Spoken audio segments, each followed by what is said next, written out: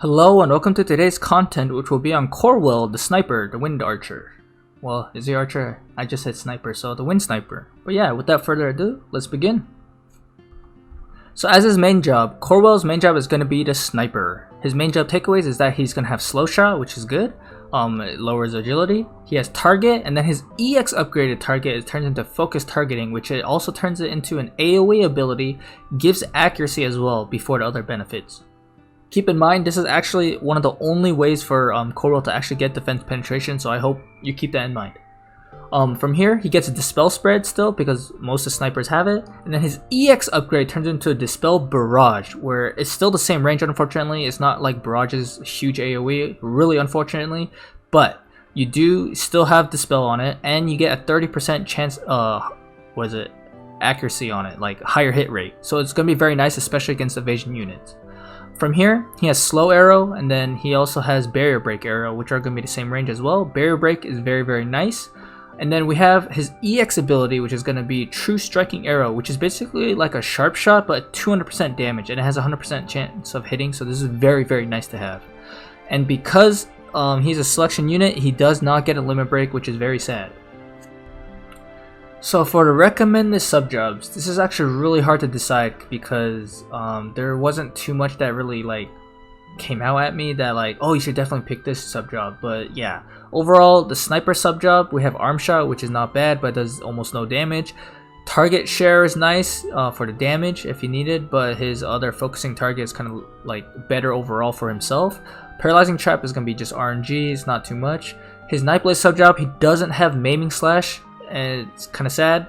And he does have Drain Rush at least, and then Spinning Slash, but you don't really want him to get into close quarters because he is pretty squishy in general. He is very delicate, especially he even has less HP than Corwell. Not Corwell, Mua, sorry. So it's Nightblade subjob is kind of like a bait at the same time. You don't really want him to get too close.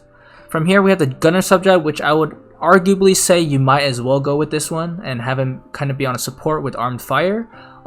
He has Blackout here and Leg Shot, which are not bad. I do believe his sniper main job has better utility overall because he does not have arm shot here specifically. And what I mean by arm shot is not sniper subjob arm shot, but the gunner arm shot, which is 200% damage and 25% chance of disable. That is what I'm looking for. He also does not have vital shot either, unfortunately. But yeah, that's why overall I would just say use the gunner subjob for arm fire specifically. For Corwell's resistances and passives, his damage type is going to be 5% to slash, 0 to pierce, -10 to strike, 15% to missile, and 0% to magic. As you can see overall here, that he's good into missile matchups, but he's very bad overall in the general setup. However, his slash can definitely go up a little bit higher because that at least has 5%, but I would not highly recommend it. Mostly because, as I'm about to announce, he has 0 base defense, so I really don't recommend it. He has 0% to AoE and single target, and at level 120 with his master ability included, he's going to be 0 defense and 0 base spirit as well. So you just overall just don't want him taking damage in general, unless it is specifically for missile types. He will do decent into them. For the resistances to statuses, he is 50% to paralysis, 50% to stop being very good, and paralysis being good later on. He is 10% to blind as well, and then his master ability is going to be the mono wind, as well as adding a little bit more damage for himself for missile attack damages. He has a 3 move, 2 jump because he's a sniper, and he is an 80 cost. For his passives, I highly recommend is going to be Concentrate because 2 range is very good. The Nightblade Mastery not only increases his damage, but as well as increasing his accuracy as well. His Sniper Mastery, however, is going to be good for also accuracy because of the luck, but also missile attack. Keep in mind, however, that he does not have as much high luck percentage, or not high base luck compared to other units. So if you want strictly more accuracy, I would recommend mostly the Nightblade Mastery in that regard. For niche and flex, long range, it increases the range by 1. I'd rather use Concentrate. You can, however, especially for live PvP, use them together for the max amount of range, which is actually something I would definitely do in terms of PvP, live PvP or auto PvP if you have a certain setup. But outside of that, I wouldn't use it too often. From here, we also have the Missile Mastery attack of 15, where I would say the Nightblade Mastery and Sniper Mastery itself are kind of outclassed that significantly. From here, for reaction abilities, counter smoke is going to be used because he is a sniper. Counter shot is not bad, and then he has counter swing, which is if he's in melee range for some reason. Overall, from his reaction abilities, he doesn't have really anything too amazing. I guess if you really want to RNG it, I would just use counter smoke, but I personally would probably just use counter shot in that regard. So here we are for Corwell's rating out of 5, and this might seem a bit harsh, but I have to be honest, I do not believe he has enough potential as a unit overall, just from these numbers. I do believe if he's EX 3.5 out of 5 right now, mostly because he has a low HP, low attack, he has very high agility, which is nice, based with 0 defense and 0 spirit however. He's capable of dealing high and good single target and AoE damage, which is nice to have. He's able to dispel, barrier break, and has insanely high accuracy, so this is very nice to have on a unit just in general. His sub-jobs are all actually mediocre, as I showed you before, compared to his main job capabilities. Sniper is just much more flexible in that like utility amount. He does have arm fire and gunner, but it really just looks so lackluster compared to his main job. He does have 100% hit abilities and even has a large damage 100% from his EX, which is the true shot. That one is going to be a 200% modifier as well as being 100% hit. It's going to be very nice to have. His resistances overall are very fragile, but it is good against missile at least. He has very high range and is one of the first snipers we can get to EX right now that we can make use of, which is why I gave him his initial rating of 3.5 out of 5, because he is our first sniper that is EX'd right now. Where is Victora? But yeah, outside of that, he is the first sniper that is EX right now. He's very strong into evasion units due to his high range, high accuracy, and EX boosting 100% hit capabilities. He can take down Zazan very consistently. However, he cannot do it as reliably. And what I mean by this is that he has to be wary of both the re-raise, guts, and he has to have enough fire power in the first place to even proc each of those. He also does well into 2B however. Keep in mind, you won't really see Corwell one-shotting Zazan because of the damage capabilities and how tanky Zazan can actually get despite being an evasion unit. And if Zazan does use his low profile, he lowers his hate as well. So you have to keep in mind, there are a lot of instances where Corwell will not even be attacking Zazan, such as if there is also a tank on Zazan's team. So there's so many situations that have to work in favor of Corwell for him to actually be used in that matchup. He could render hate ability, hate-based abilities on units, useless with the spell. Taunting Blade, goodbye. He can say goodbye. You'll use Proclamation on King Mont, and he doesn't have his Destiny of Leonis passive, goodbye. The Warrior Light, who uses Brave Presence, goodbye. All that hate, gone. If they do not have innate hate, he will easily just erase their hate with the spell, as long as he uses it. It is possible to change up the AI so he never does use it, but yeah. He can take care of it and handle it if used properly. He has a possible 40 defense penetration with his buff ability without any equips or anything. He has very good status resistances with 50 paralysis and stop and 10 to blind. For his future and longevity, why he goes down even more, 3 out of 5. He's highly reliant on his target buff for defense penetration, otherwise he is locked to the platinum bow for a base of 20% because his passive does not allow him to get any further than that. He's able to boost his low attack at least with the Nightblade passive from his sub job, so it's nice to have. This is for a good amount of attack and accuracy bonuses. He has no large AoE and barrages unfortunately, and no limit break means he doesn't really have enough flexibility as a unit for more potential. And what I mean by this is we have Gilgamesh, whose Kotetsu's huge range. We have Helena's limit break is huge. We have Mua's limit break is huge. Barrages from Frederica or future Winter Victora's EX is going to be huge, but he does not have any of those, and he doesn't have a limit break either, so he really just loses a lot of his value in my opinion. Despite the elemental advantage and 100% hit abilities, he actually can't one-shot Zazan without a very almost that minimum double attack vision card setup. I actually tested the damage in the simulator, and ironically, if you used 2 vision cards on both of them and then Zazan just goes full evasion, he still struggles to take down Zazan quickly because of the possible setup that Zazan can do compared to his setup. Now, if he could reliably one-shot Zazan every time and either proc the Mortal Spirit and or proc the re-raise or erase it, I would say that his value would go insanely up. But because he cannot, and he doesn't do it reliably, it just doesn't feel like good enough of a unit, because he is supposed to kind of do it as his like job. Like, he's literally kind of made for the evasion matchup. He falls short in damage, especially to defense tanks that and missile-oriented tanks without much to like fall back on.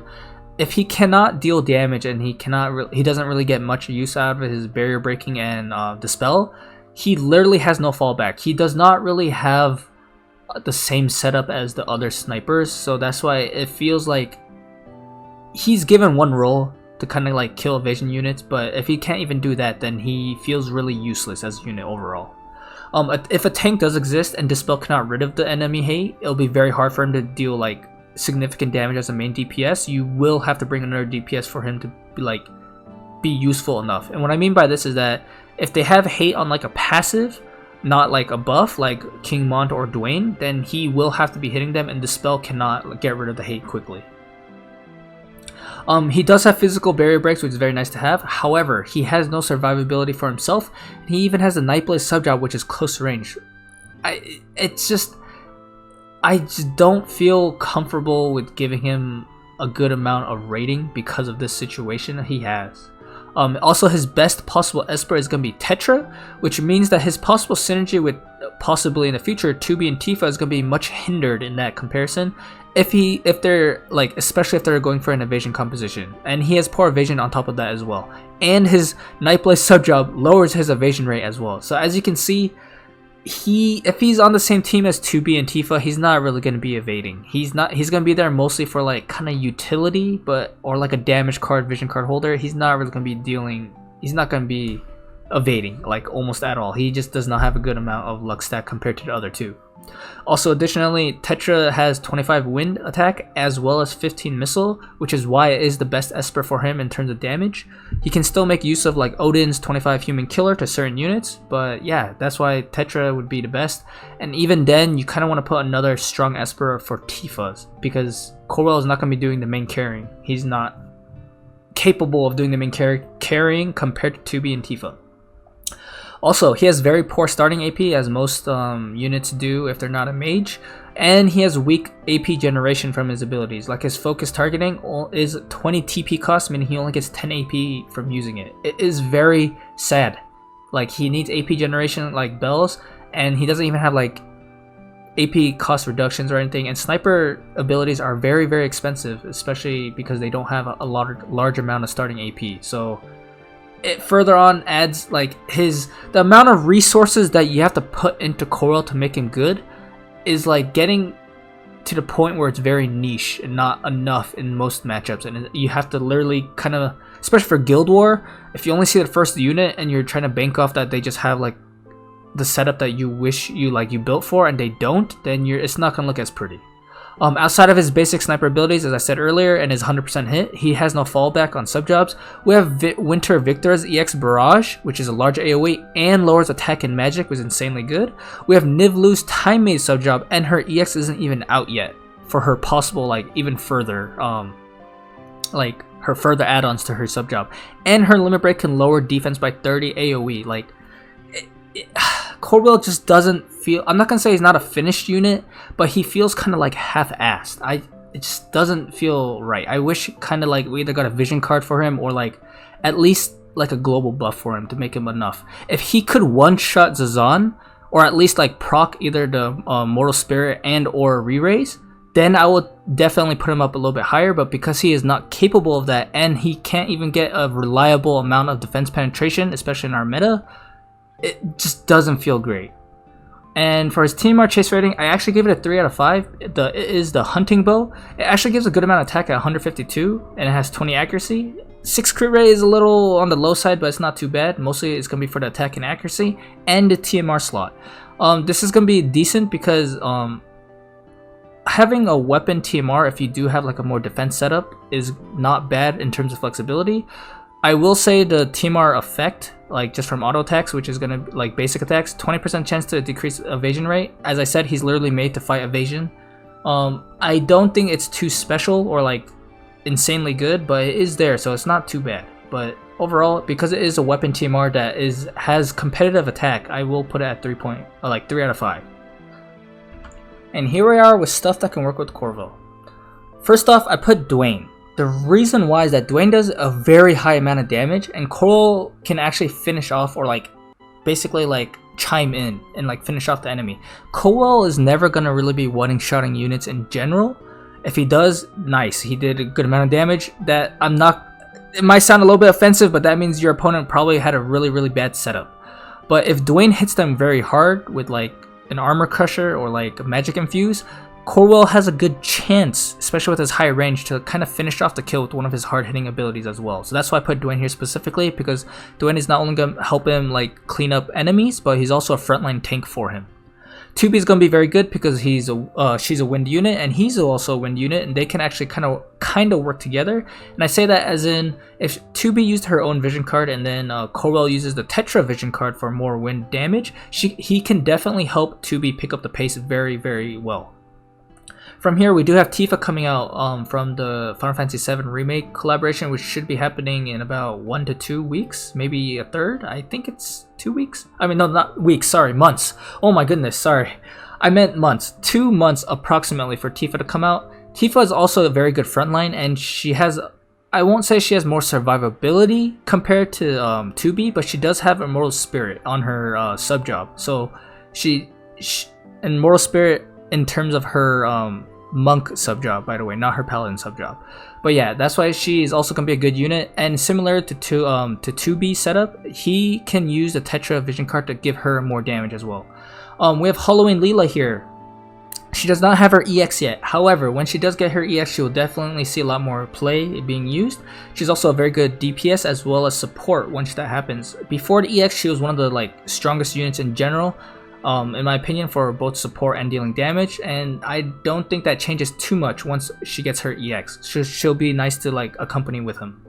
From here for TMRs, we do have Reincarnation, which is from the Fina's TMR, mostly because he's gonna run that AP very quickly, especially if he doesn't have AP. So if you want his auto attacks to kind of at least mess up the enemy AI in a way, or like kind of want to increase your chance of winning, the charm will help from auto attacks. And he has very high accuracy. This means it could work on evasion units as well. Bells are going to be very good on him because he's a sniper. Their AP costs are very heavy.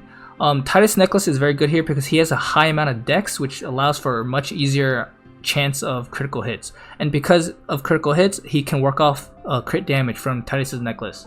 Lastly, for equips is going to be Platinum Bow. He needs this if he wants mandatory defense penetration. Otherwise, he starts with 0, and he will always have 0 unless he uses his personal buff, or technically a team buff if it's the EX upgrade. So yeah, I hope this kind of like helps explain my analysis and review of Corwell. I hope this helps you, and until the next video, peace out.